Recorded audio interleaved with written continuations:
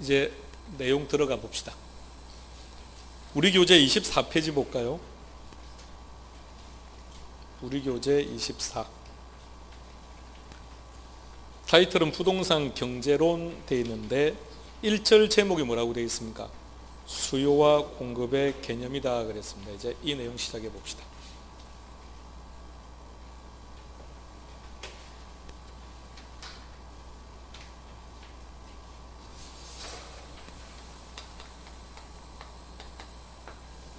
자, 책도 필요 없고 메모도 필요 없다 그랬습니다. 자, 시작합시다.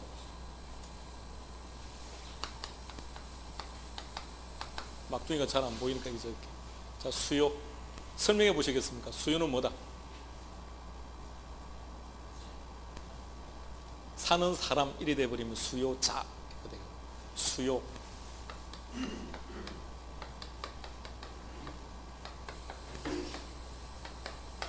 이게 수요. 샀다, 사기 전이다. 사기 전. 그러니까 시험 지문에 샀다는 말이 나오면 X입니다. 수요는 샀다는 게 아니라 사고 싶다는 얘기예요. 사고 싶다. 그래서 자, 사고 싶은 마음, 이걸 다른 말로 바꾸면 이렇게 말합니다. 욕구다라고 말합니다. 사고 싶은 마음을 다른 말로 바꾸면 뭘 한다고요? 욕구.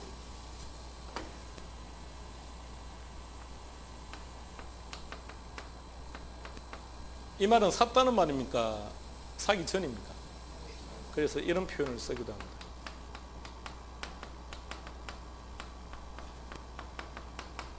사전적 개념이다.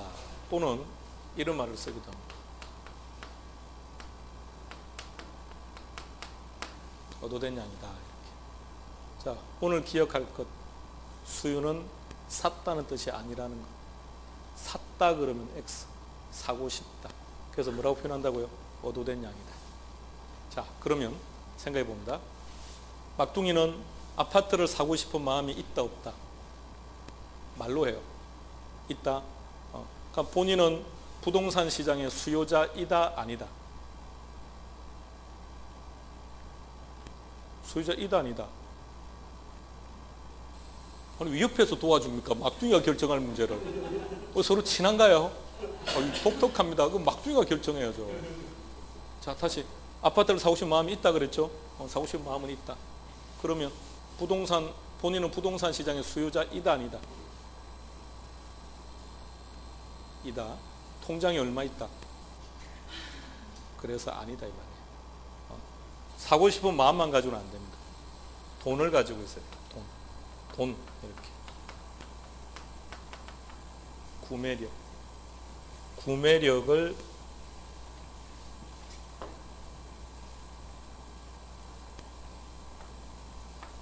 돈을 가지고 있는 수요. 그럼 수요는 두 가지를 만족해야 돼요. 사고 싶은 마음이 없으면 안 되죠. 그냥 사고 싶은 마음은 있어야 되고 돈도 가지고 있어야 되고 그걸 좀 더 고상하게 구매력, 시험은 구매력 이렇게 나와요. 이 둘을 합쳐서 가면 뭐라고 부르느냐 이렇게. 뭐라 부른다고요? 그럼 정의해 보세요. 유효 수요는 뭐다? 욕구 더하기 구매력. 좀 더 풀어서 말한다면 돈을 가지고 있는 수요. 이걸 유효 수요. 개념 이해하시겠습니까? 자, 그럼 좀 더 봅시다. 그럼 막둥이는 방금 유효 수요이다 아니다? 아니다. 그럼 반대말을 뭐라고 하느냐 이렇게. 잠재되어 있다고. 지금 당장은 부동산 시장의 수요자는 아니지만 시간이 지나면 수요자가 될 사람, 그걸 뭐라 부른다? 잠재 수요. 자, 개념. 자, 봅시다. 칠판 오세요. 자, 우리는 여기가 결혼시장입니다. 결혼시장에서 본인은 수요자이다 아니다? 그러니까 아니다. 오케이. 이해했다는 얘기예요. 큰일 날 뻔했죠. 그죠? 자, 본인은 수요자이다 아니다? 이다. 이해하시겠습니까? 그러니까 결혼시장이라고 방금 전제를 했으니까 그럼 결혼시장에서 수요자가 되기 위한 전제는 뭔가요? 결혼을 하고 싶었다는 욕구가 있어야죠. 결혼을 했으면 안 되는 거죠. 그러니까 샀다고 해버리면 그 순간 빠진다고 수요에서는. 샀다고 하면 안 되고 사고 싶다 욕구. 그런데 결혼할 수 있는 능력도 같이 가지고 있어야 돼요. 마음만 있어, 마음만. 다른 건 아무것도 없고. 그러면 계속 그 마음만 가지고 살아야 되는 거니까. 자, 유효수요. 단어 하나 기억합시다. 유효수요. 자, 그 무엇도 볼 필요 없어요. 스마트한 세상이니까 스마트하게 삽시다. 스마트하게 공부하고 수업 시간도 스마트하게. 필요하다면 제가 수업 끝나면 칠판 안 지우니까 수업 끝나고 나면 찍으세요, 핸드폰으로. 그러니까 메모하려고 하지 마시고 핸드폰으로 그냥 찍으시면 돼요. 자, 갑시다. 그 다음에 이게 제일 중요한 건데, 수요 공급이라고 하면 시간을 좀 정해놓고 해야 돼요. 1년 동안, 한 달 동안, 1시간 동안. 그래서 이렇게 말합니다. 뭐라고 부른다고요? 이것을 이렇게도 표현합니다. 이게 동의어입니다. 아셔야 됩니다.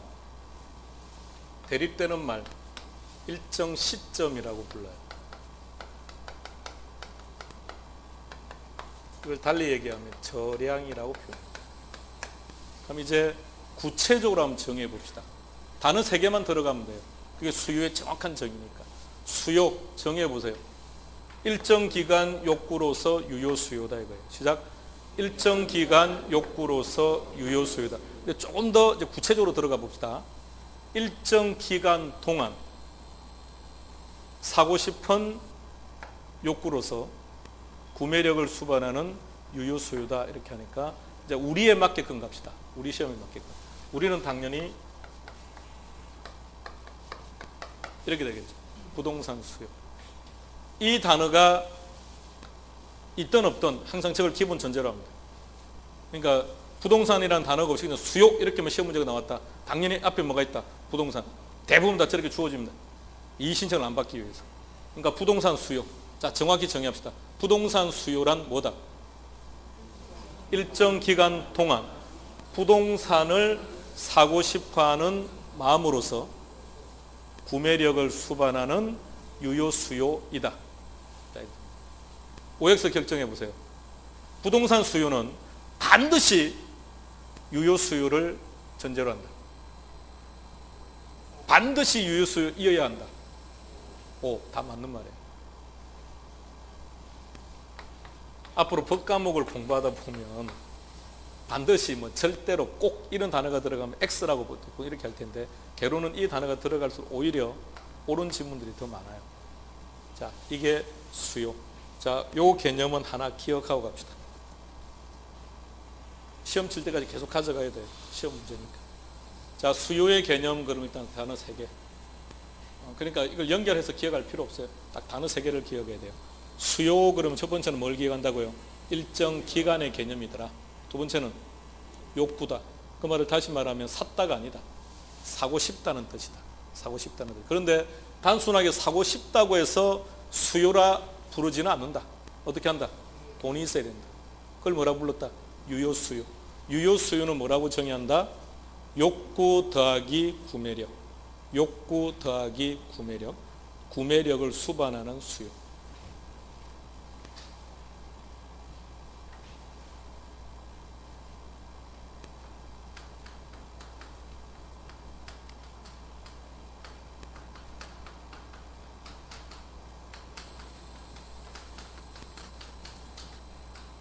시험에 가장 적합한 표현.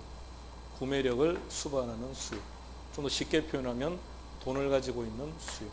이것을 유효수요라고 한다. 자, 여기까지 기억하시고 이제 일정 기간으로 좀 들어갈게요.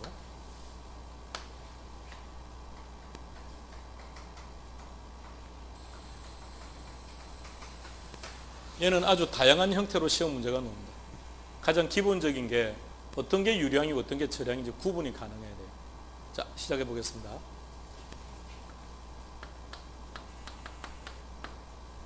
막둥이는 용돈이 얼마입니까?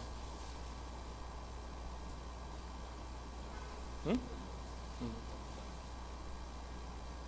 용돈은 받으면 용돈이고 안 받으면 용돈이 아닌 게 아니고 자기가 쓰는 게 용돈이야. 자, 다시. 용돈 얼마입니까? 산정이 잘 안 돼? 그럼 바꿀게. 막둥이는 용돈 얼마? 30만 원. 자, 막둥이 용돈이 30만 원이랍니다. 많은 겁니까? 적은 겁니까? 적당하다고요? 뭔 이런 기준이 다 있어요. 많아요? 적어요? 적다고요? 하루에 30만 원씩을 쓴다는데? 하루가 아니라고요. 뭘 왜 본인이 마음대로 기준을 만들어요? 많아요? 적어요? 적다고요? 하루에 30만 원 쓴다는데 적다고요? 그래 본인이 왜 기준을 만드냐고요? 많은 겁니까? 적은 겁니까? 예? 많다고요? 1년에 30만 원 쓴다는데? 야 막둥아, 내가 표현을 잘못하는 바람에 지금 난리잖아. 다시 한번 표현 다시 말해. 용돈 얼마? 이 단어가 들어가야 돼요.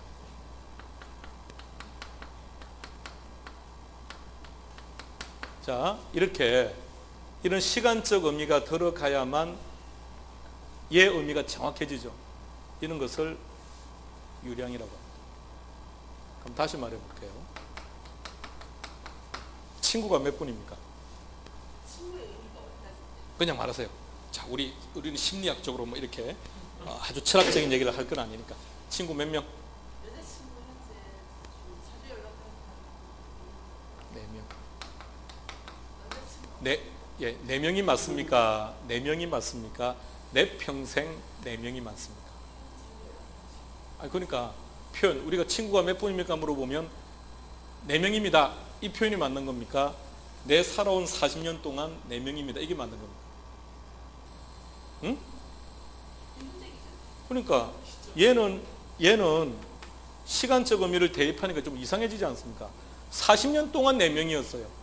40년 동안 5명이었는데 1명이 갔어요. 이렇게 웃기지 않습니까? 그러면 친구는 몇 명? 절양. 의미 아시겠습니까? 그러니까 절양이라는 것은 어떤 의미냐면 이런 거예요. 현재 이런 게. 그러면 나는 친한 친구가 4명이 있습니다 라는 말은 현재 4명이 있구나 이런 말이죠. 그 사람이 살아오는 그 기나긴 기간 동안 4명이었다는 뜻은 아니지 않겠습니까? 한때는 100명이 있을 수도 있고 한때는 없을 수도 있는 것이고 이렇게 유량, 절양 이렇게 구분하는 거예요. 구분 지금 하시겠습니까? 그러니까 빨리빨리 이걸 매번 놓을 때마다 구분하기가 힘드니까 암기할 거는 암기를 하고 있어야 되는데 늘 오는 것도 나중에 가면 제가 암기를 하라고 할 거예요. 중요한 것들은. 그런데 시험 문제는 처음 보는 것들이 놓을 수도 있으니까 이게 다 구분하고 있어야 돼요.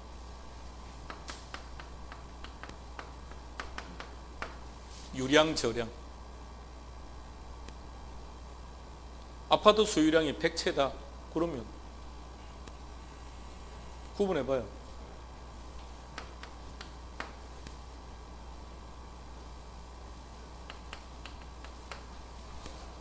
응? 현재 100채를 샀다? 1년 동안 100채를 샀다?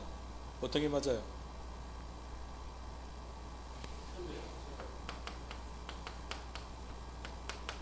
공급량, 유량, 저량. 자, 수독. 유량과 저량을 구분하는 가장 간단한 방법. 임의적 시간을 한번 대입해봐요. 시간을 대입했을 때 의미가 정확해지면 유량이고 시간적 의미를 대입하면 어색해질 겁니다. 그러면 저량이고. 응?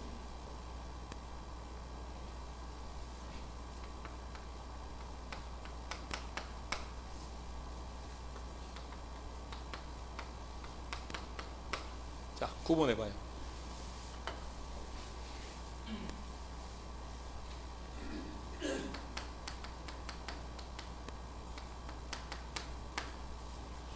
재고량이라는 것은 다시 우리가 즐겨 쓰는 말로 바꾸면 이런 뜻이겠죠, 그죠? 재고량, 미분량. 미분량이 얼마입니까? 물어보면 뭐라고 해야 됩니까? 2016년 1년 동안 미분량이 100채입니다 라는 표현 어때요? 어색하지 않나요? 자, 웃기지 않나요? 그러니까 아파트가 6월 달에 완공이 되었어요. 그래서 7월 달에는 100채가 미분량이었는데 시간이 지나서 50으로 30으로 점점 미분량이 적어질 수도 있는 거 아닙니까? 그러면 1년 동안 얼마입니다라는 말은 웃기지 않습니까? 미분량 그러면 현재 얼마입니다 이렇게 말해요. 응? 유량과 저량을 구분하는 또 한 가지 기준이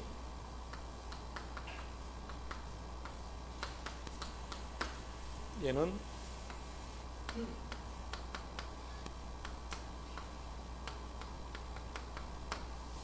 활동량은 유량이라고 해요.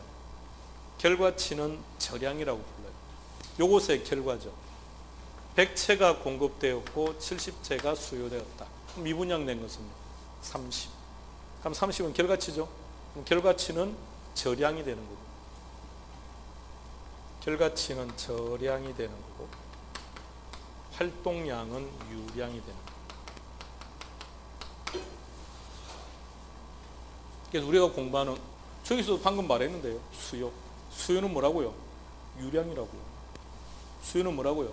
유량이라고. 공급도 마찬가지 유량이라고. 수요량, 공급량, 거래량, 건축량 전부 다 뭐? 유량. 1년 동안 얼마를 공급했습니다. 그 말이에요. 미분량은 재고량은 시험은 이제 요 단어를 안 쓰고 시험에서는 요 단어를 쓰는 거죠. 재고량. 즐겨 놓는 것들입니다.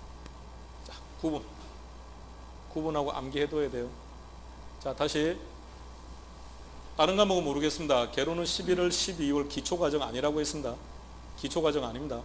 예, 좀 더 시간을 상대적으로 조금 이렇게 가벼운 내용이라든지 출제 빈도가 낮은 파트를 일단 빼버리고 오늘 1월 달에 3월 달에 추가하면 되니까 빼버리고 중요한 5개 파트를 좀 더 집중적으로 설명하겠다고 했습니다.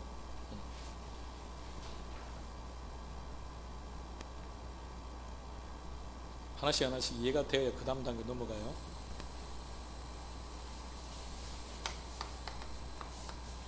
막둥이는 나이 몇 살? 야, 막둥아 유량 저량 물어보는 거야. 본 나이를 말하는 게 아니고 다 오픈돼 버렸다. 어떻게 할래? 나이 그러니까 저량. 나이가 얼마입니까? 2016년 1년 동안은 25살이에요. 이거 웃기지 않습니까? 요 나이 몇 살이니? 2016년 1년 동안은 52살입니다. 웃기지 않습니까? 나이는요? 현재? 그럼 유량, 저량. 이렇게. 시험과는 관계없어요.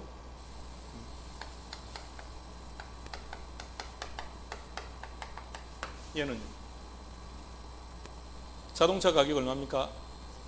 그래요. 저량이겠네. 감을 좀 빨리 잡으세요. 자, 그럼 다시 시험 문제로 되돌아올게요. 임대료.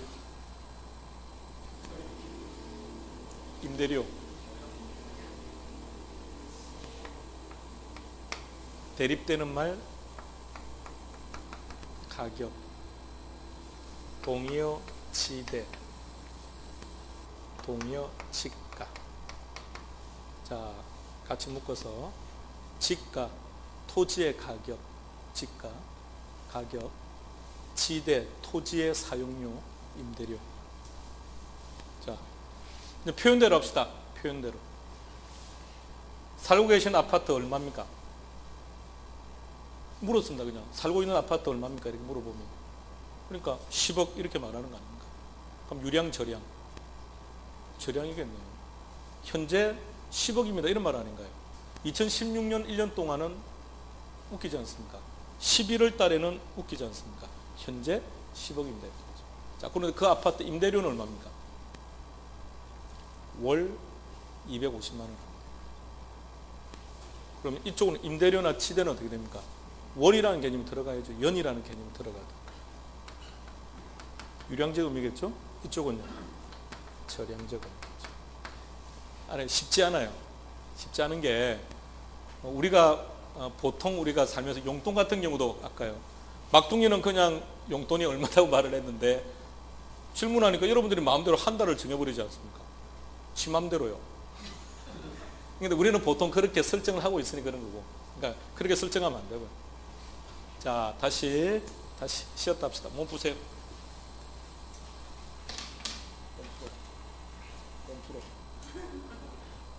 몸 풀어니까. 빨리 몸 푸세요. 몸을 릴렉스하게 만들어요. 자, 이 개념은 알아야 돼요. 이게 늘 시험 문제니까. 수요, 구태, 단어 세 개를 연결해서 기억하는 게 아니라 세 개로 딱 나누세요. 그리고 이제 시험 문제가 나오면 이제 연결해서 나오면 이제 우리는 붙이기만 하면 되니까. 수요 그러면 첫 번째 뭐라고요? 일정 기간, 두 번째 욕구, 세 번째 유효 수요. 시험에 즐겨 놓는 그런 예고요.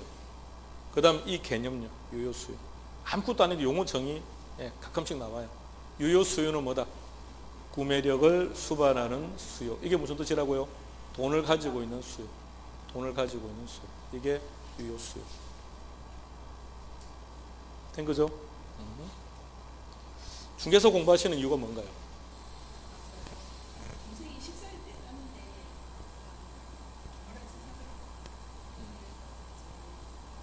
그때 원래 15를 했는데 지금 못 하겠다고 근데 잘 땄어. 그러니까 결론이 돈 벌려고 하는 거 아닙니까? 그러니까 돈을 벌기 위해서 부의 축적 고상하게 가는 거고요.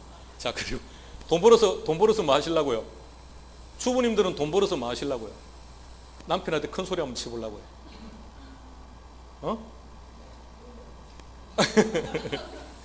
그럼 그 여행도 큰 소리 쳐야 갈 거 아닌가요? 자, 오세요. 자, 유효 수요, 돈을 가지고 있는 수요. 내가 중개사 공부하는 것도 결론은 구매력을 확보하기 위한 그런 행위겠죠. 자, 다시 일정 기간입니다.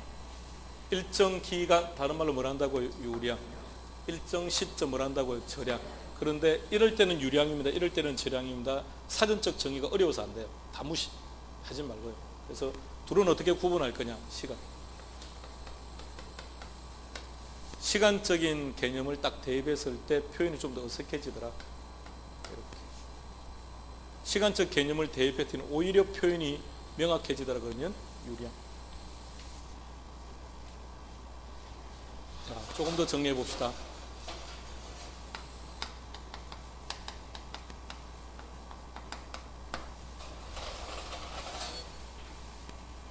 통장에 얼마 있느냐 이 말이에요. 저축량.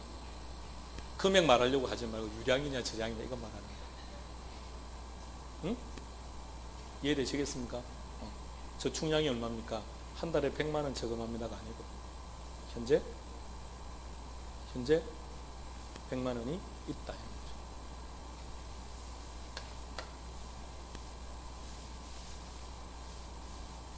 조금 어려워질 수가 있는데 그래도 중요한 것들입니다. 잘 틀리는 파트인데.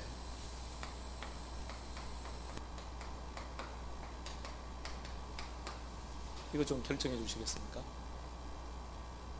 투자와 소비. 이게 말입니다. 유량과 질량이 좀 힘들어져 어느 순간 가면 그러니까 명확해지는 것도 있어요. 친구 같은 경우, 용돈 같은 경우는 아주 명확한데 또 그렇지 않은 것도 많아요. 시간을 대입해도 표현이 맞고 시간 대입 안 해도 맞는 것들이 있어요. 투자 1년에 10억 투자했습니다. 현재까지 100억 투자했습니다. 뭔가 느낌이 어색함이 별로 없어요. 소비도 마찬가지고. 근데 찾아가야 되니까 어쩔 수 없어요. 자, 투자 소비 생각해 보세요.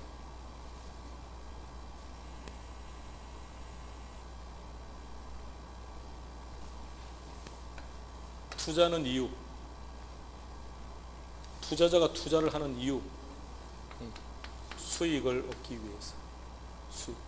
이 수익의 발생 단위를 우리 시험에서는 기본적으로 1년으로 잡아요. 1년. 그래서 앞으로 얘를 자주 접할 겁니다. 뭐라고 표현한다고요? 다시 뭐라고요? 보유 기간 동안 발생하는 수익. 시작. 다시 보유 기간 동안 발생하는 수익. 뭐라고요? 그럼 그 보유 기간은 1년이 될 수도 있고 10년이 될 수도 있죠. 우리는 이제 학문적으로 다 1년으로 잡아요. 1년. 그러니까 소득 이득의 종류가 많은데 그대 놓은 전부 다 단위가 1년이에요. 그래서 얘도 물어보자고요. 유량으로 봐요.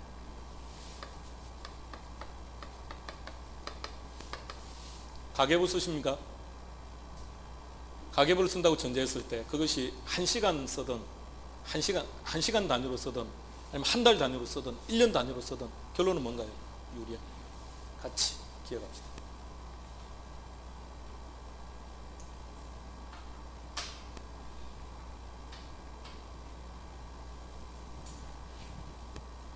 오늘 기억해야 될 것, 유량과 절량은 시간 단위라는 것, 시간 단위라는 것.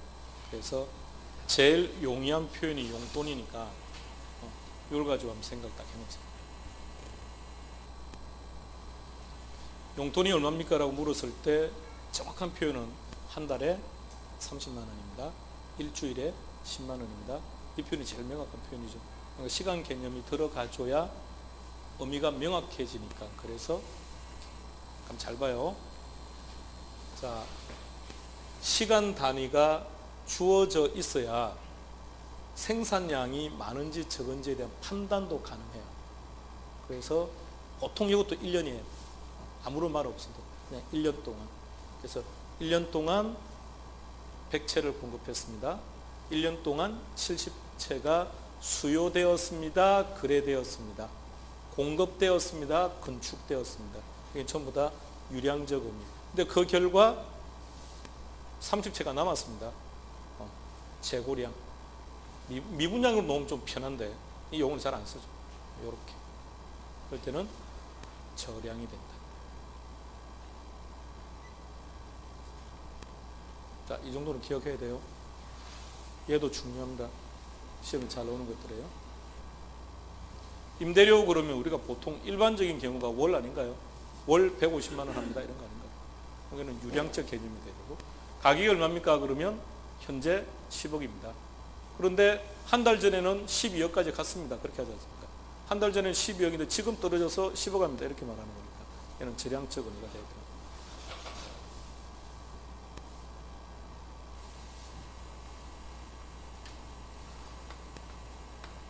마지막 하나 하고 끝냅시다.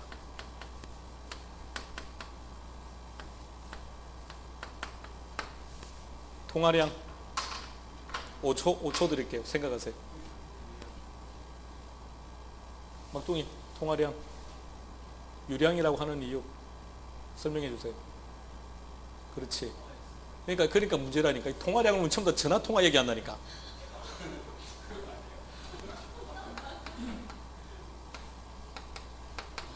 시중에 돌아다니고 있는 돈의 양. 개론 시험 문제가 핸드폰 통화를 몇 분 했냐 그걸 왜 물어보는 거야? 응? 그러니까 전부 다 그거 한다니까. 그러니까 와서 물어봐요. 아니 내가 한 달에 내가 몇 분을 360분 통화하는데 왜 그게 저량이냐고 막 물어봐요. 통화량, 유량, 저량. 지금 현재 시중에 돌아다니고 있는 돈의 양.